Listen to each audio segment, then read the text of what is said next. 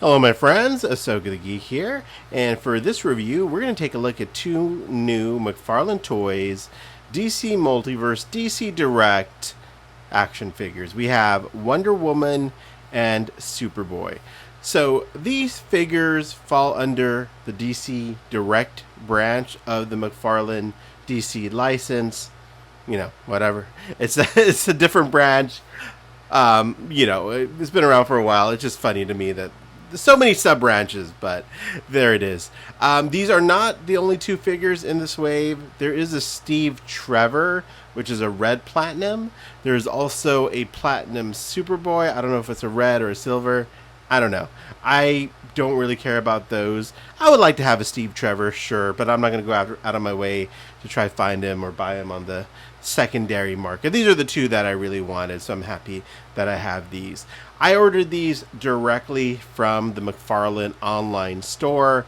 They are available wherever McFarlane Toys are sold. These aren't special exclusives or anything of that nature. But yeah, I'm very excited about both of these. So first off, we have Wonder Woman, classic first appearance Wonder Woman, I think. Look at that. Look at that. I love this. I have a DC Direct version of this figure, and it was a super awkward kind of pre-posed figure. So I'm very happy to have a nicely articulated 7-inch scale Wonder Woman. So there you go. And I do like this new look for the DC Direct branding, you know, with the, of course, now classic returned logo. And yeah, no page puncher. Oh, there you go. You do have page punchers at the bottom, but very nice, simple clamshell packaging here. Also comes with Wonder Woman #1 comic book, which is always fun. So that is great. Then there is Superboy.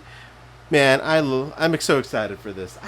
Now, this is my second Superboy figure in the last few weeks. I also picked up the Mafex Superboy. In addition, I already have the DC Direct Superboy, but I am a huge fan of the 90s Superman Death and Return run. I will buy any figure that any company comes out featuring these characters in these looks. So, this Superboy does not come with his leather jacket, nor does he come with his sunglasses, which is a bummer, of course. Thankfully, he has appeared like this in the comics many times when his jacket gets destroyed or he's not wearing his sunglasses. As I mentioned, my Mafex and DC Direct versions have jackets, so I'm not hard-pressed about that. But it would have been nice, obviously, if he came with a jacket. I think Toy Shiz was the first to kind of show a custom jacket that he ordered. So if you go watch his review of this, I'm sure he'll talk about it in that video. But there are options to get like a custom third-party jacket if you are so interested in it. Anyways, without further ado, let's get both of these figures out of the packaging and let's take a closer look. Alright, my friends, so here they are out of the packaging. So let's take a look at Wonder Woman first. So, comes with a few sets of extra hands. There is the trading card. Love this trading card artwork. Classic Poppy. I love it. This will be a bookmark, my friends. I'm going to put this down gently instead of tossing it to the side like I usually do. Then it comes with an issue of Wonder Woman #1. Love that DC Direct and McFarlane do these for, for this line specifically. So that's fun. You can read about Wonder Woman. Look at that. I love that color. Look at that. But yeah, then on to the figure. There we go. Itself. So yeah, this is great. This is a nice first appearance looking Wonder Woman. The only thing I kind of noticed with the boots, looking at the cover, they just look red, but maybe that's accurate. But that's fine. It still looks good there. There's her skirt. You know, it's a great looking figure. I don't know if she had, I should have read the comic before I did this, any accessories in that comic, but that's fine. I would have liked a sword and shield, but this is probably accurate to her first appearance. You have the bracelet, so you can do some Wonder Woman defensive poses if you so choose to. And then, of course, most importantly, the head sculpt. Head sculpt looks great. This looks like, a classic Wonder Woman done in the McFarlane 7-inch scale. So I dig it. This will look great next to the modern Wonder Woman and the other Wonder Womans we've received from McFarlane. I don't think we've got enough Wonder Woman figures. I really hope they do another run of the collector edition Wonder Woman that really a lot of people are still trying to get and is really expensive now on on eBay and whatnot. I hope they do another production run of that because hey, it's Wonder Woman. She should have more than just a few figures. I know there's another Wonder Woman coming out with the Godzilla 2-pack that looks really nice using the gilded up body and a new comic head, and I will be picking that up, but would love the collector edition. But anyways, back to this figure. But yeah, really love this figure. Looks great. Good range of motion here. Make some fun poses. She's gonna look great next to like a classic Superman and a classic Batman. So yeah, really nice job there. And yeah, that's about it. So there's your look at Wonder Woman. I will do a comparison as well in a few moments with a few other Wonder Woman figures. But on to Superboy.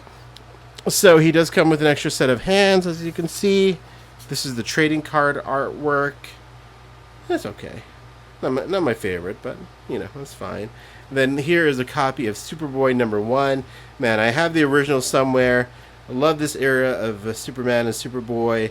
Tom Grummett is one of my favorite Superman artists, and he did the artwork for the Superboy series. And yeah, such a great look at him. That's my Superboy right now. I love the character of Superboy because even when he moved on from the 90s and you know, he started wearing the black T-shirt during the Jeff Johns Teen Titans era, and then he came back after he was killed in Infinite Crisis.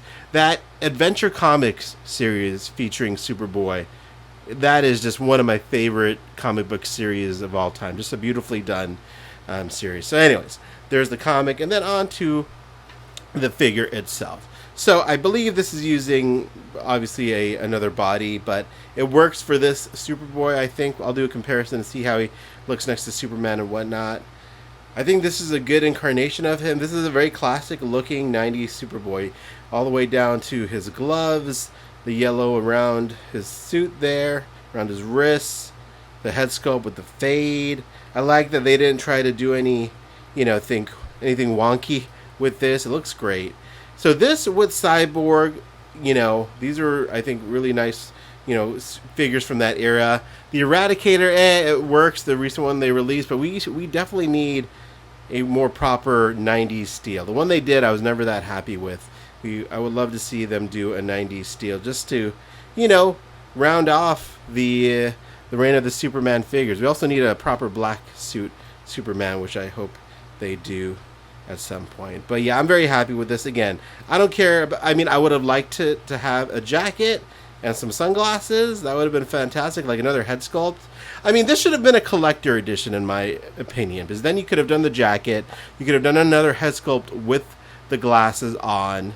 I think that would have sold pretty well. So I'm not sure why they went this route, but still, I'll be fine displaying him like this.